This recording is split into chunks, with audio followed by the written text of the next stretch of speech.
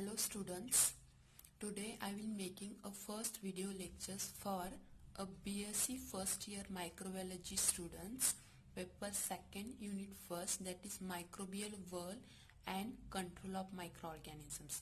Okay, so we will in this lecture we will discuss the introductions of microorganisms and types of microorganisms and subtypes of microorganisms. All these are points we will discuss in this lectures. So let's start.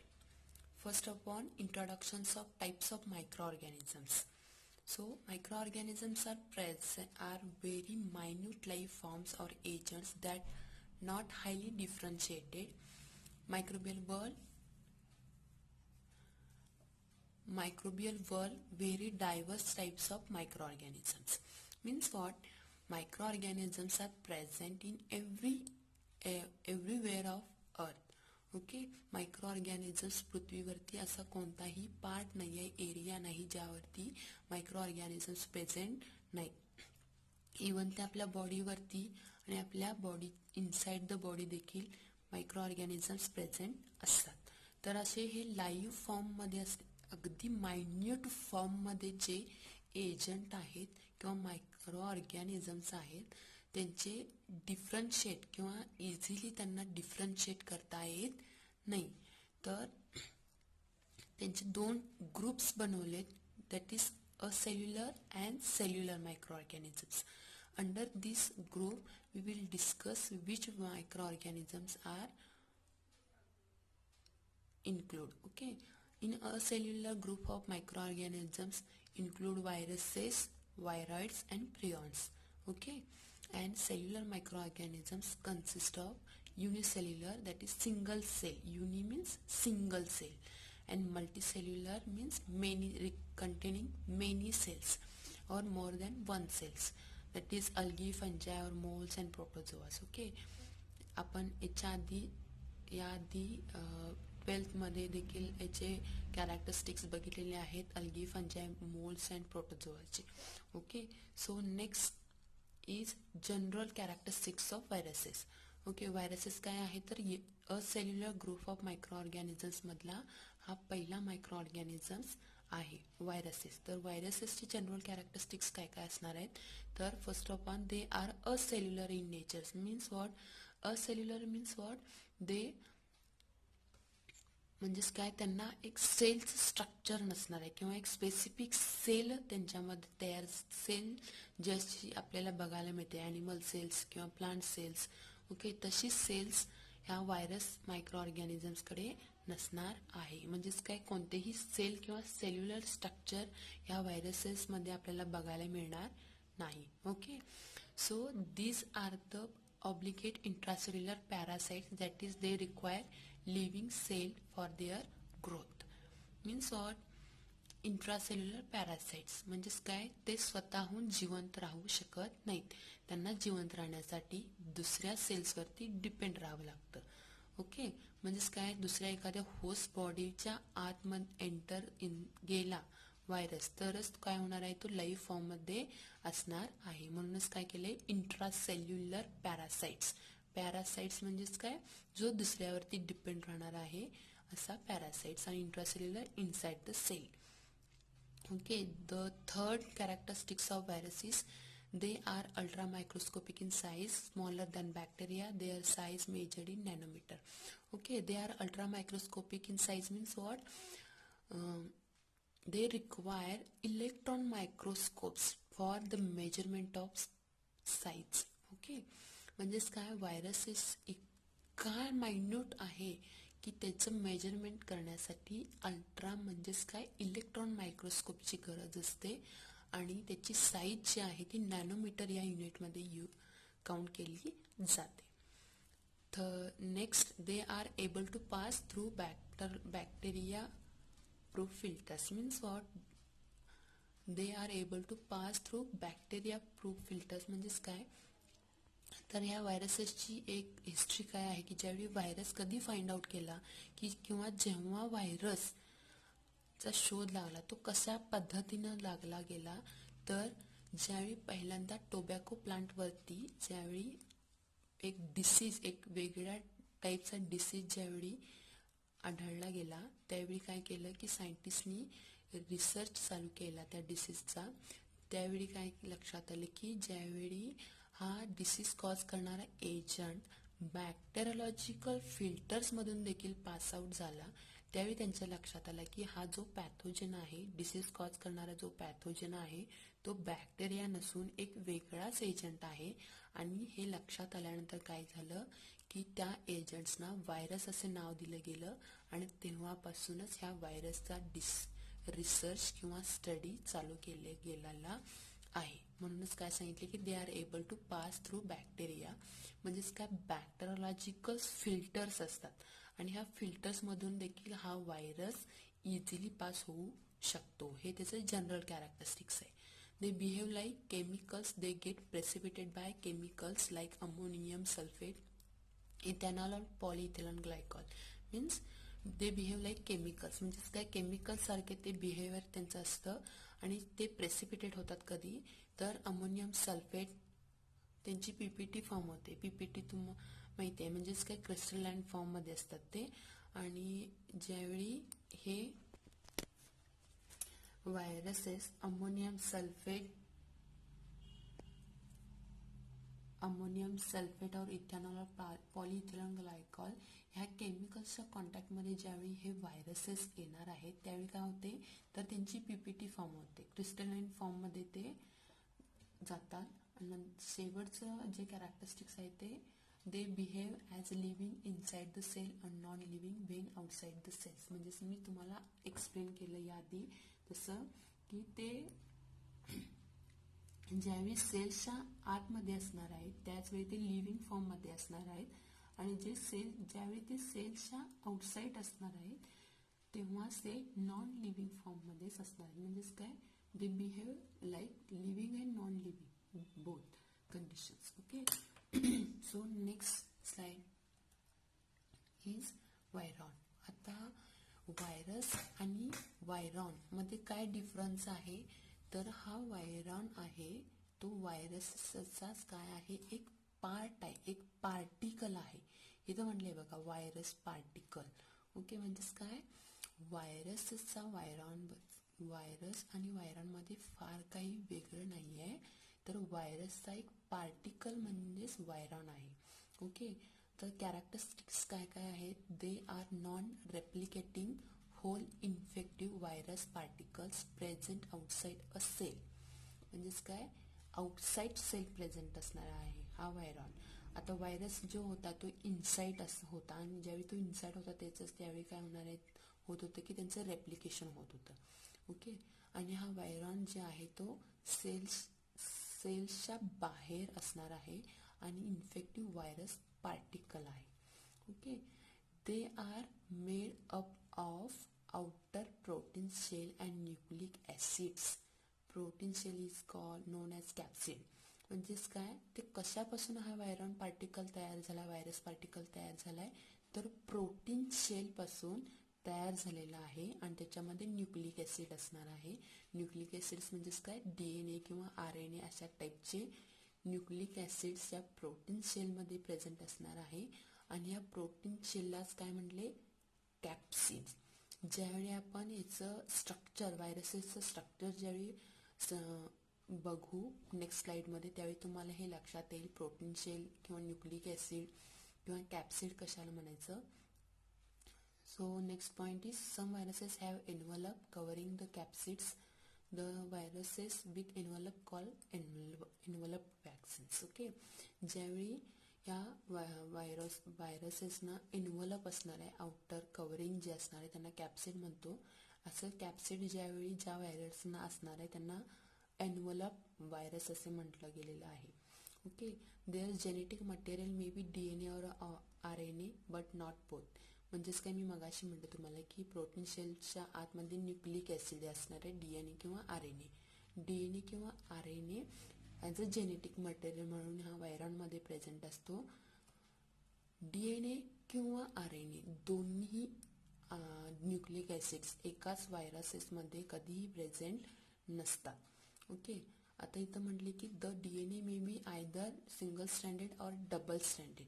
S means single stranded और DS means double stranded और RNA may be either single stranded और double stranded. म्हणजेच काय, एक जर DNA त्या व्हायरसमध्ये present असेल तर तो फक्त सिंगल स्ट्रँडेड असेल किंवा डबल स्ट्रँडेड फॉर्ममध्ये असेल. ओके.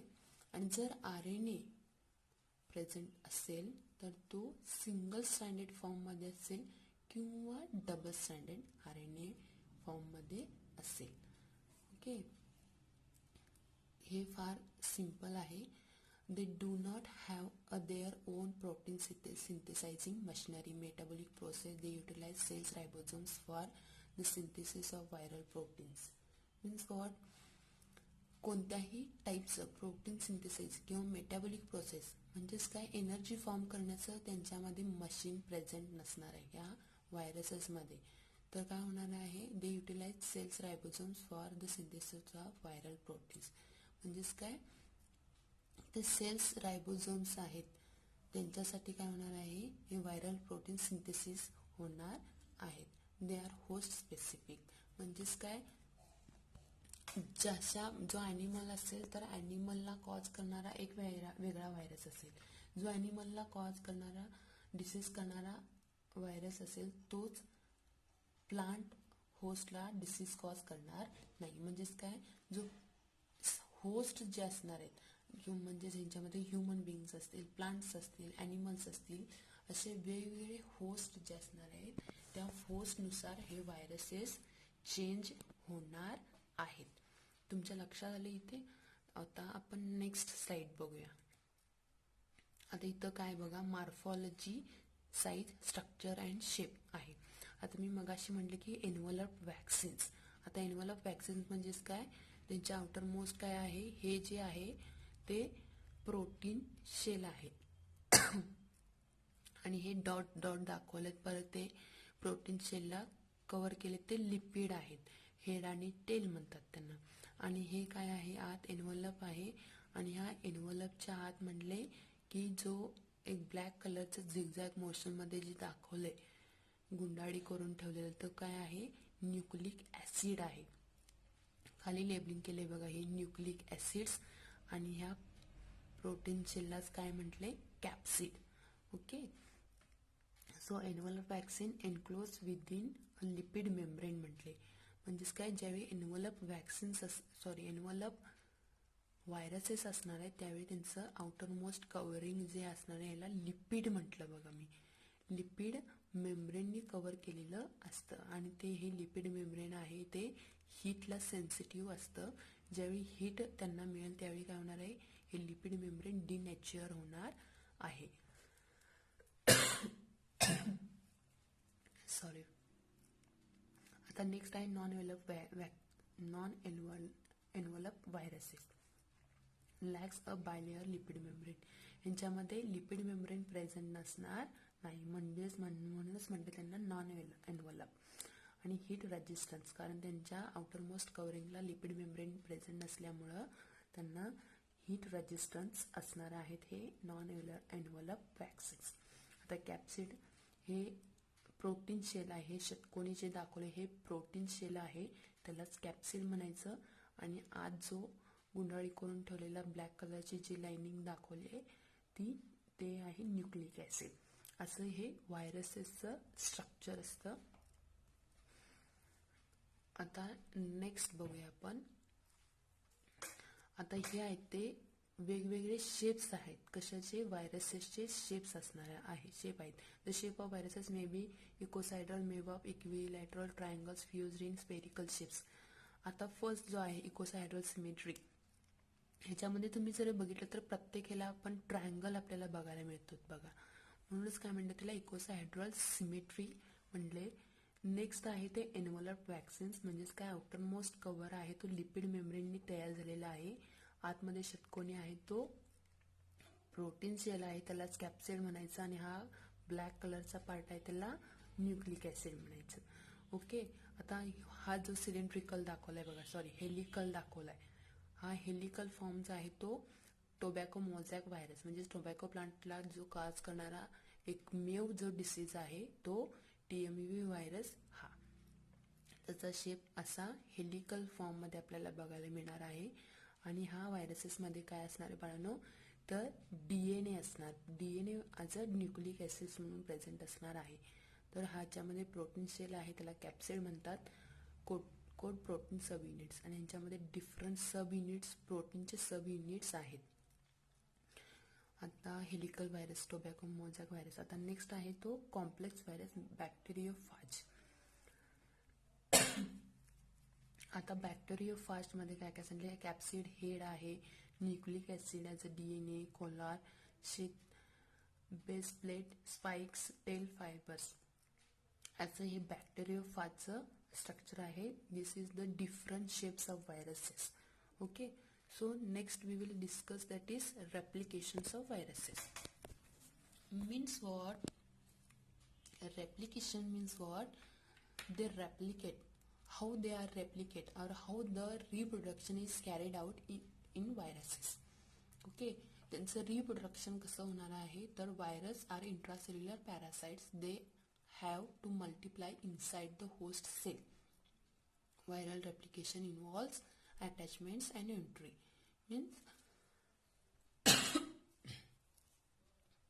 viruses intracellular parasites म्हणजेच काय, ते होस्ट बॉडीच्या इनसाइड मध्ये जाऊन, आतल्या साईडला जाऊन, सेल्युलर मध्ये जाऊन, न्यूक्लिक ऍसिड्स मध्ये जाऊन काय होणार आहे, त्याचं रेप्लिकेशन होणार आहे किंवा मल्टिप्लाय होणार आहेत होस्ट बॉडीच्या इनसाइड. ओके, सो त्याची 2 स्टेप्स आहेत. फर्स्ट ऑफ ऑल अटॅचमेंट्स आणि एंट्री. आता अटॅचमेंट्स मध्ये काय होणार आहे की ह्या अटॅचमेंट्स व्हायरसेस होत असताना काय होणार आहे की attachment is very specific and mediated by interactions between the specific receptors on host cell and surface proteins of viruses. म्हणजेच काय, व्हायरसच्या सरफेसवरचा प्रोटीन, मगाशी आपण बघितलं प्रोटीन शेल, हे बघा. आता मगाशी आपण बघितलं की हे प्रोटीन शेल, आतल्या साईडचा जो सरकोनी पार्ट असणार त्याला प्रोटीन शेल म्हटलं आपण किंवा कॅप्सिड म्हटलं. आता हे कॅप्सिड जे असणार आहे किंवा सरफेस एरियावरचा जो प्रोटीन पार्ट असणार आहे व्हायरसेसचा, हा प्रोटीन पार्ट होस्ट बॉडीच्या सरफेसवरती जो रिसेप्टर असणार आहे त्या रिसेप्टरला जाऊन काय होणार आहे, बाइंड होणार आहे आणि तो सेलच्या आतल्या साईडला एंट्री होणार आहे किंवा येणार आहे. आता नेक्स्ट काय होणार आहे, एंट्री. ज्यावेळी व्हायरसची सेल्सच्या आतमध्ये एंट्री होणार आहे त्यावेळी काय होणार आहे की ज्यावेळी सेल्समध्ये तो एंट्री करणार आहे त्यावेळी काय होते की त्याचं जे कॅप्सिड असणार आहे, प्रोटीनचे असणार आहे, प्रोटीन शेल, तो होस्ट सेलच्या न्यूक्लिक ऍसिडच्या बाहेर काय होणार आहे, त्याचं प्रोटीन शेल डिनॅचर होणार आहे आणि फक्त न्यूक्लिक ऍसिड काय होणार आहे की होस्ट सेलच्या न्यूक्लिक ऍसिड्स मध्ये जाऊन काय होणार आहे, बाइंड होणार आहे आणि त्या होस्ट सेलची मल्टिप्लिकेशनची जी मशिनरी आहे ती यूज होणार आणि त्याच्यापासूनच काय होणार आहे की व्हायरलचं जेनेटिक मटेरियल काय होणार आहे बाळांनो, तर रेप्लिकेट होणार आहे किंवा मल्टिप्लाय व्हायला चालू होणार आहे. इथं म्हणते DNA DS डबल स्ट्रँडेड किंवा सिंगल स्ट्रँडेड और RNA DS डबल स्ट्रँडेड किंवा सिंगल स्ट्रँडेड असं मल्टिप्लिकेशन व्हायला चालू होणार आहे. आता याच्यामध्ये मी एक व्हिडिओ ऍड केलेला आहे, तर मी तुम्हाला याच्यामध्ये एक व्हिडिओ सेंड करते, त्यामुळे तुम्हाला लक्षात येईल की व्हायरसेसचे रेप्लिकेशन कशा पद्धतीने होतं. Okay, so next is a economic importance. आता व्हायरसेसचे इकॉनॉमिक इम्पॉर्टन्स काय काय असू शकणार आहे.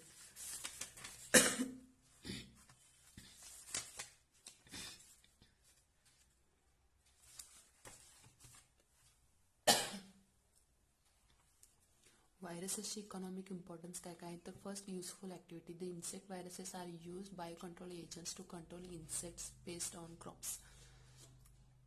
म्हणजेच काय, ज्यावेळी एखाद्या क्रॉप्सवरती पिकांच्या वरती ज्यावेळी रोगराई पसरते त्यावेळी काय होते, त्या काही बॅक्टेरियाजना पण काय करणार आहे की हे कंट्रोल फॉर्म मध्ये ठेवण्याचं काम काही व्हायरसेसकडे असते. म्हणजेच काय, बायो कंट्रोल एजंट म्हणून देखील या व्हायरसेसचा यूज केला जातो. पेस्ट म्हणजेच काय, जे बायो इन्सेक्टिसाइड्स वगैरे असतात पिकांच्या वरती फवारणी जी केली जाते रोगराई होऊ नये म्हणून, त्याच्यामध्ये हे viruses as a bio control agents म्हणून यूज केले जातात. नेक्स्ट आहे तर bacteriophage are used in waste water treatment in eradicate bacterial pathogens and preventing biofilm formations. म्हणजेच काय, ज्यावेळी वेस्ट वॉटर भरपूर प्रमाणामध्ये एकत्र ठिकाणी येते त्यावेळी ते काय होते की काही वर्ष जर असंच ते वेस्ट वॉटर येत राहिलं त्या ठिकाणी तर काय होते की त्याच्यावरती त्याचं थरावर त्या वेस्ट वॉटरची ज्यावेळी सेटलमेंट होते त्यावेळी काय होते की एकमेकावरती थर साचत जातात. आणि हे थर साचू नये किंवा ह्याचं डिग्रेडेशन व्हावं म्हणूनच काय केले जाते की काही बॅक्टेरियोफाज जे आहेत ते वेस्ट वॉटर ट्रीटमेंटसाठी किंवा प्रिव्हेन्शनसाठी म्हणून व्हायरसेसचा यूज केला जातो. आता थर्ड आहे तो virus are use in production of vaccines. आपल्याला हे आता माहिती आहे की कोरोना व्हायरसमध्ये वॅक्सिन कसं प्रिपेअर केलं गेलेलं आहे. ओके, सो व्हायरसेस आहेत ते वॅक्सिन प्रोडक्शनसाठी म्हणून देखील यूज करतात. तर त्याच्यामध्ये एक्झाम्पल्स दिलेत बघा खाली, polio vaccines, MMR vaccines. Okay, हे वॅक्सिन्स आपण ऑलरेडी घेतलेले आहेत. The viruses are use in genetic engineering आहे. रिकॉम्बिनंट DNA टेक्नॉलॉजी फार ॲडव्हान्स पार्ट आहे हा जेनेटिक मटेरियल. तर हा जेनेटिक इंजिनिअरिंगमध्ये देखील व्हायरसेस यूज केलेले जातात. आता viruses are responsible for various disease for both plants and animals. Virus आहेत ते खूप साऱ्या डिसीजना आमंत्रण देणारे पार्ट आहेत किंवा त्यांची जबाबदारीच आहे डिसीज कॉज करण्याची. कुठल्या होस्ट बॉडीजना, तर प्लांट्सना, ॲनिमल्सना ॲज वेल एज ह्युमन्सना देखील हे व्हायरस डिसीज कॉज करतात. आणि प्लांट्सवरती ज्यावेळी हा डिसीज कॉज होणार आहे तर ऑटोमॅटिकली काय होणार आहे की त्याचं उत्पन्नाचं प्रमाण जे आहे ते घटणार आहे किंवा जे ठराविक क्रॉप्स आहेत, जे पिकं आहेत त्यांच्यावरती जर हा काही डिसीज झाला तर काय होते की त्यांची जी क्वालिटी असणार आहे ठराविक, म्हणजे टोमॅटो, पोटॅटो किंवा लेडी फिंगर्स वगैरे सांगितलेत, ह्या क्रॉप्सवरती पिकांच्यावरती जर व्हायरसेसचा डिसीज झाला तर काय होणार आहे की यांचं यील्ड आणि त्याचप्रमाणे त्याचं क्वालिटी जी असणार आहे त्या पिकांची ती देखील कमी होणार आहे किंवा खराब होणार आहे. Next the smallpox, AIDS, meningitis, influenza etcetera small some viral diseases of humans. Already आपल्याला माहिती आहे smallpox, AIDS, meningitis, influenza हे डिसीज देखील ह्युमन्सना होऊ शकतात व्हायरसेसमुळे. The bacteriophage affects the ill fermentation products by killing the fermenting bacteria. Fermentation products आपल्याला माहिती आहेत कोणते जर डेअरी प्रॉडक्ट्स असणार आहेत, भरपूर असे असणार आहेत, फर्मेंटेशन वाईन्स असणार आहे.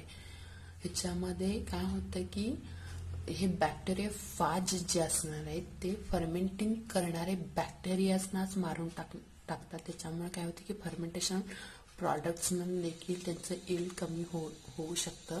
असे हे हार्मफुल ॲक्टिव्हिटीज आहेत. असे हे सगळे हार्मफुल ॲक्टिव्हिटीज हे व्हायरसेसचे आहेत. Okay, so next slide is viroids. Viruses म्हणजेच काय, असेल्युलर मायक्रो ऑर्गॅनिझमचा नेक्स्ट टाईप आहे तो व्हायरॉइड्स. आता जनरल कॅरेक्टरिस्टिक्स काय काय आहेत व्हायरॉइड्सचे, तर first of all viroids are simply infectious nucleic acids RNA without a protein coat. मगाशी व्हायरसेसमध्ये जे बघितलं आपण त्यांच्यामध्ये DNA किंवा RNA मॉलिक्यूल प्रेझेंट असू शकत होता. पण व्हायरॉइड्स मध्ये काय सांगितले की न्यूक्लिक ऍसिड म्हणून फक्त RNA प्रेझेंट असणार आहे आणि ह्या RNA वरती काय असणार नाहीये तर प्रोटीन कोट. मग असे आपण बघितले की प्रोटीन शेल होते आणि त्या प्रोटीन शेलला कॅप्सिड असं नाव दिलं गेलं होतं. तर हा व्हायरॉइड्स मध्ये फक्त एक RNA मॉलिक्यूल असणार आहे आणि ह्या RNA मॉलिक्यूल वरती कोणत्याही प्रकारचं प्रोटीन शेल किंवा प्रोटीन कोट प्रेझेंट नसणार आहे किंवा प्रेझेंट नसतं. These are smallest infectious agents. अतिशय मायन्यूट असा इन्फेक्शियस एजंट आहे viroid. They replicate within the nucleus of host plant cell. म्हणजेच काय, व्हायरॉइड्स जे आहेत ते फक्त प्लांट्सनाच फक्त डिसीज कॉज करू शकतात. तर हे यांचं रेप्लिकेशन आहे किंवा रिप्रोडक्शन आहे. तर होस्ट म्हणजेच प्लांट सेलच्या न्यूक्लिक ऍसिड शिवाय यांचं रेप्लिकेशन होणार आहे. परत नेक्स्ट सांगितले D point, they replicate with the help of host RNA polymerase.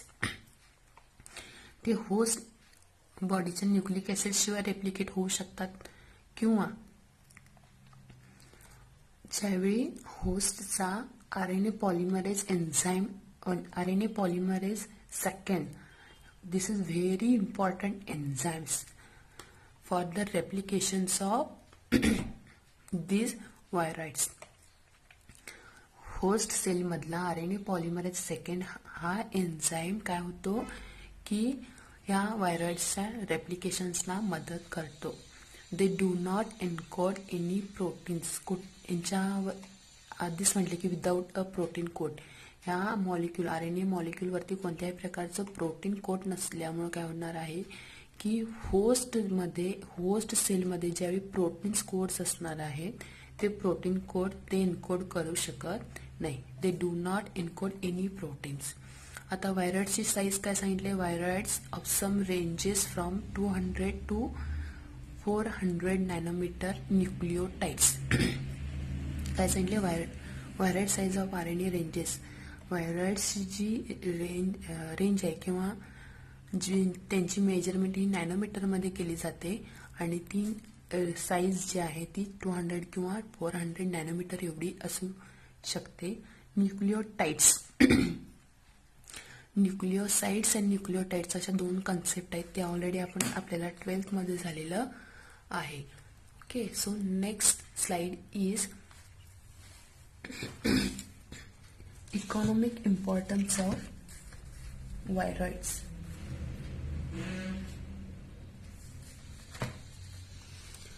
Economic importance of viroids. आता याच्यामध्ये काय काय सांगितले की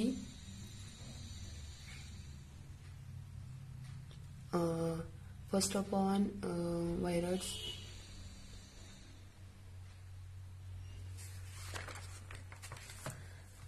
मी तुम्हाला काय सांगितलं की व्हायरॉइड्स जे आहेत ते फक्त प्लांट सेल्सनाच अफेक्ट करू शकतात किंवा त्यांना प्लांट्सनाच फक्त डिसीज कॉज करू शकतात. तर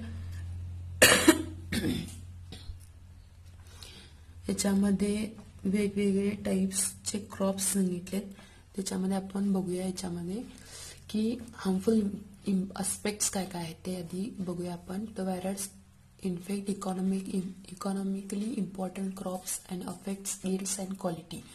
Means जे इकॉनॉमिकली इम्पॉर्टंट क्रॉप्स असणार आहेत भरपूर उत्पन्न देणारे किंवा खूप मार्केट व्हॅल्यू ज्या क्रॉप्सना जास्त असते अशाच क्रॉप्सना काय करतात हे व्हायरॉइड्स अफेक्ट करतात आणि त्यांचं उत्पन्न जे आहे ते कमी करण्याचं काम हे व्हायरॉइड्स करतात. फॉर एक्झाम्पल सांगितले की potato spindle tuber viroids infects the potato. पोटॅटोंना खूप मार्केट व्हॅल्यू असते आणि ह्या पोटॅटो प्लांट्सना या potato spindle tuber viroids cause infects करतो. The infected potato becomes crack and elongated. This affects market value of potatoes. म्हणजेच काय तर ह्या पोटॅटोजना potato spindle tuber viroid infect केल्यामुळे काय होतं की जे नॉर्मल जो पोटॅटो आहे त्याच्यापेक्षा देखील त्याचं स्ट्रक्चर काय होतं की क्रॅक आणि इलॉंगेटेड होतं. त्याच्यामुळे काय होतं त्याची मार्केट व्हॅल्यू कमी होते पोटॅटोची. नेक्स्ट आहे तो apple scar skin viroids infects apple plant. म्हणजेच काय, ऍपल प्लांटला देखील हा व्हायरॉइड डिसीज कॉज करू शकतो. as well as they affects plants produce small hard apples with brown spots and scars. म्हणजेच काय, त्यांच्यावरती त्या ऍपलवरती ब्राऊन स्पॉट्स किंवा स्कार्स आपल्याला बघायला मिळतात. Okay, virus cause Lidder infections in plants. खूप लिदर इन्फेक्शन्स देखील या प्लांट्सवरती आपल्याला बघायला मिळणार आहे. असे हार्मफुल अस्पेक्ट्स हे व्हायरॉइड्सचे आहेत. आता नेक्स्ट जे आहे तो पार्ट आहे प्रियॉन्सचा. आता हे प्रियॉन्स काय असणार आहेत, तर infectious protein particles responsible for neurodegenerative disease. This is a very very important cellular microorganisms. Okay, so be careful. Concentration देऊन ऐकायचं आहे.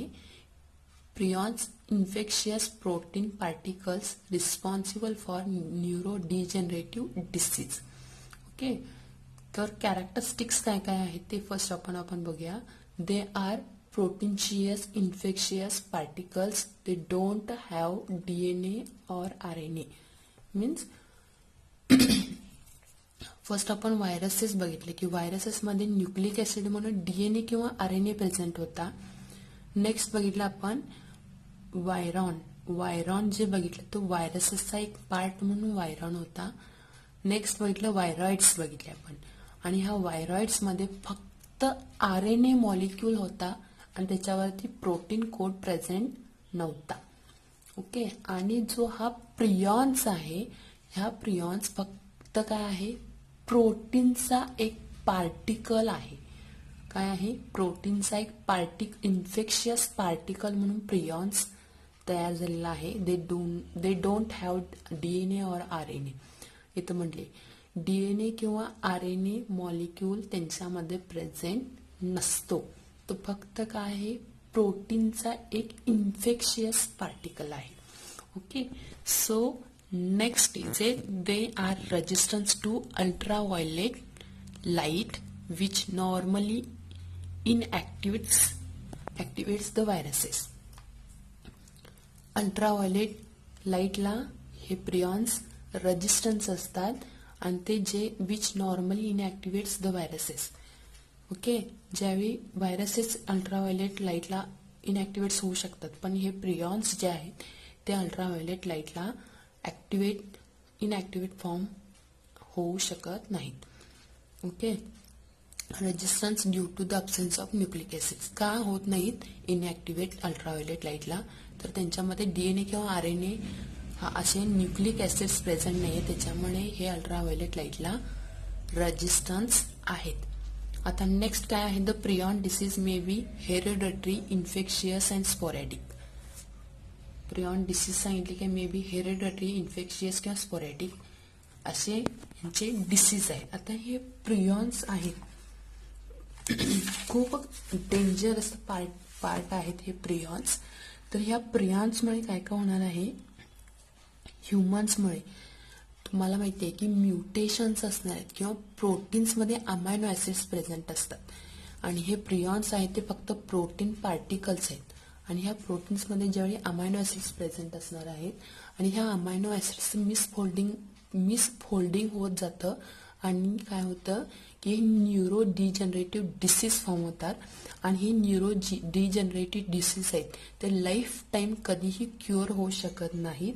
आणि ह्याचे जे सिम्पटम्स काय काय ते मेमरी लॉस होऊ शकते किंवा progressive insomnia, paralysis, confusion, fatigue, difficulty speaking असे सिम्पटम्स ते स्पेसिफिक किंवा अफेक्टेड इंडिव्हिज्युअल्समध्ये आपल्याला बघायला मिळतात. तर असे वेगवेगळे टाईप्सचे प्रियॉन्स किंवा सिम्पटम्स अफेक्टेड इंडिव्हिज्युअल्समध्ये बघायला मिळणार आहेत. आणि प्रोटीनचं इथं लक्षात ठेवायचं की प्रोटीनचं मिसफोल्डिंग झाल्यामुळे किंवा म्युटेशन झाल्यामुळे हे न्यूरो डिजनरेटिव्ह डिसीज होऊ शकतात. आणि हे न्यूरो डिजनरेटिव्ह डिसीज जे आहेत ते कधीही क्युअर होऊ शकत नाहीत. कारण का प्रोटीनचं मिस होल्डिंग झालेलं आहे, म्युटेशन झालेलं आहे, त्याच्यामुळे हे lifetime disease as it is राहतात. Okay, so next is a thanks for watching, and this is the question for you. This is the MCQ or filling the blanks. Some filling the blanks on this particular or a cellular microorganisms, concept of a cellular microorganism. This is totally 15 questions. Okay, so हे तुम्ही solve करायचे आहेत. तर आपण थांबूया.